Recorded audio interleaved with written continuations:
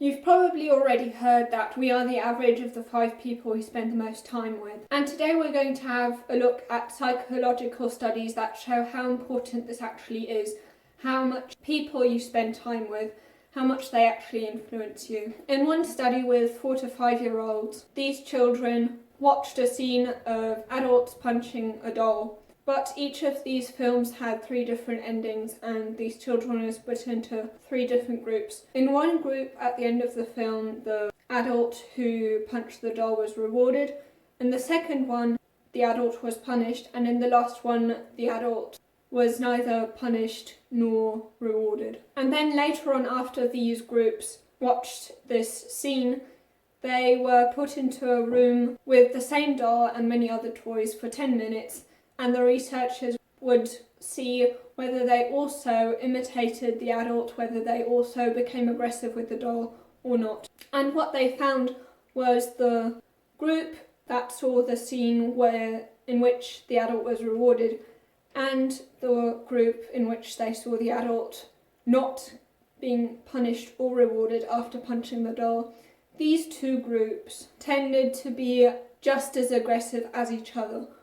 And this disproves Million-Dollar's theory that we only imitate because imitating other people is positively reinforced, simply because we learn more quickly, or for example with children, whenever they imitate adults, they tend to be rewarded with attention and admiration. And the reason why this disproves their theory is that both of these groups, it wasn't the case that only the group where the adult was rewarded after that only that adult was imitated.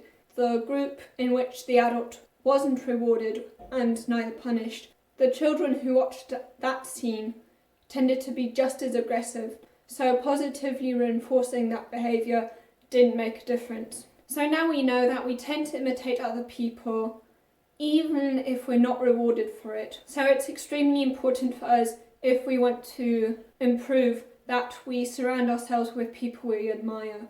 And that leads me to the next question. Are there certain conditions, certain circumstances under which we're more likely to imitate people?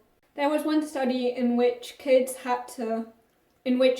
took part in a game, played a game with a woman in which they had to imitate her gestures and facial expressions. And these kids were split into 2 groups. One group played this game with a woman who was very warm, whereas the other group played with a woman that was kind of cold. It turned out that we tend to imitate warm-hearted people more, probably also because of this positive reinforcement, that we get more attention from this person if we imitate them. And in another study with a teacher that the kids hadn't seen before, these kids were split into 2 groups, and one was told that this new teacher is just there to visit, and the other group was told that that is going to be your new teacher from now on.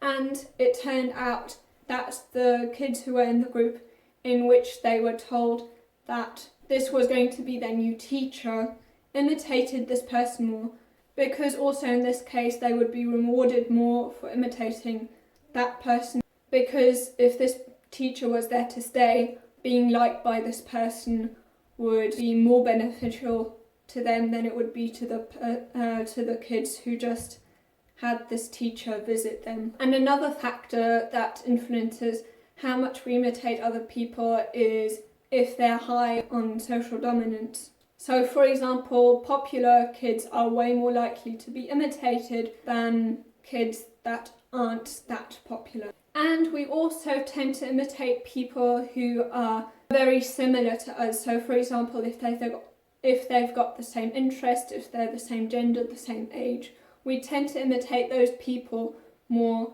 than others. And by the way, getting children to see people who aren't as anxious, aren't as shy as them, actually can be used to make those children who were shy in the beginning less anxious if they see these less anxious children. So for example, in one study in which they picked children who were especially shy, these kids were split into 2 different groups.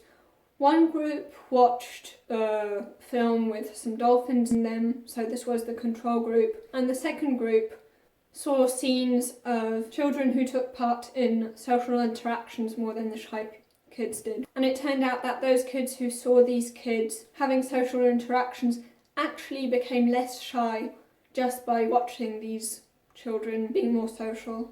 And you can also use this for other kinds of phobias. So, for example, in one study in which they had a look at children who were afraid of dogs, they split these children into 4 different groups. In one group, there was a person who played with a dog and they were celebrating. In another group, there only was this other person playing with the dog. In the third group, there just was this celebration. And in the fourth group, there was the dog and the celebration, but there wasn't the kid who was playing with the dog, there only was the dog there. And basically the reason why they also put the celebration aspect into some of these groups is that they wanted to see whether positive emotion in itself actually made a difference in how afraid these children would be of dogs later on.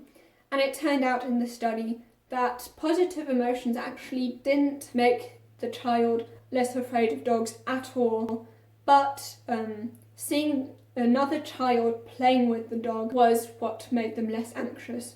So here you can see that a great way for changing behaviour is finding role models, surrounding yourself with people you admire. Another great way of changing your behaviour, of course, is by changing your habits. So if you want to know how to build good habits, you can watch this video here.